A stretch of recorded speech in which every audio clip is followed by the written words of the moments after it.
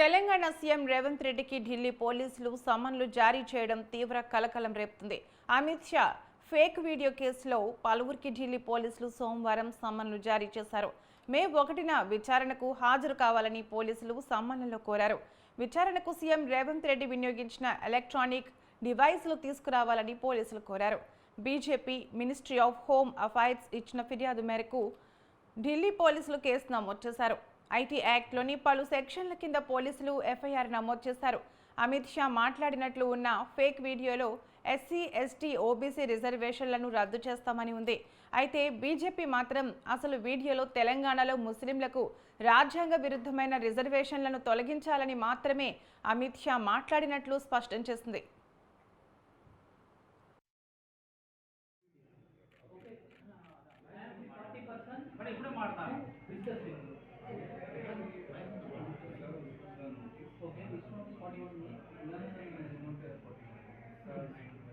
Okay.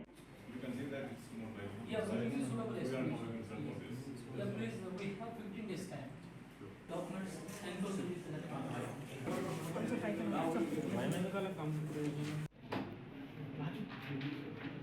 Here is the third copy. We want the copy of complaint.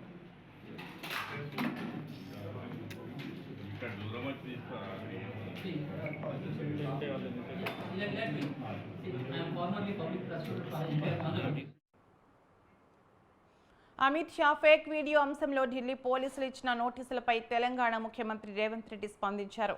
Lok Sabha ఎన్నికల్లో గెలిచేందుకు ఢిల్లీ పోలీసులను ప్రయోగిస్తున్నారని ఆరోపించారు. ఇక్కడ బీజేపీ బెదిరింపులకు భయపడే వాళ్ళు ఎవరూ లేరన్నారు. తెలంగాణ, కర్ణాటక రాష్ట్రాలలో బీజేపీని ఓడించి తీరుతామని సవాల్ చేశారు.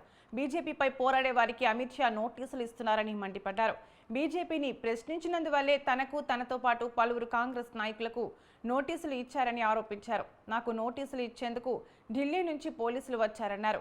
ఇప్పటి వరకు ప్రధాని మోడీ విపక్షాలపై ఈడీ, సిబిఐని ప్రయోగించారని ఇప్పుడు ఢిల్లీ పోలీసులను కూడా ప్రయోగిస్తున్నారన్నారు.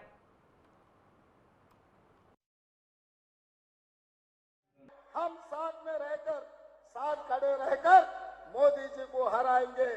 मोदी जी आज तक Amit Shah ji ED, income tax, CBI को इस्तेमाल कर रहे थे चुनाव जीतने के लिए।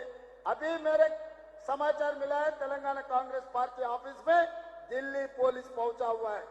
सोशल मीडिया में कोई पोस्टिंग लगाया, इसीलिए तेलंगाना के कांग्रेस अध्यक्ष को, तेलंगाना मुख्यमंत्री को हम अरेस्ट करते बोल के नोटिस लेकर तेलंगाना गांधी भवन में पहुंच गए। इसका मतलब Narendra Modi ji ED, income tax, CBI हो गए, अभी दिल्ली पुलिस को इस्तेमाल कर रहे चुनाव जीतने के लिए। यहाँ पर कोई डरने वाले नहीं है भाई, यहाँ पर पलट के जवाब देने वाले हैं। देखेंगे आने वाले चुनाव में नरेंद्र मोदी जी और अमित शाह को हरा के दिखाएंगे कर्नाटक और तेलंगाना में, क्योंकि राहुल जी कन्याकुमारी से लेकर कश्मीर तक पद यात्रा किए।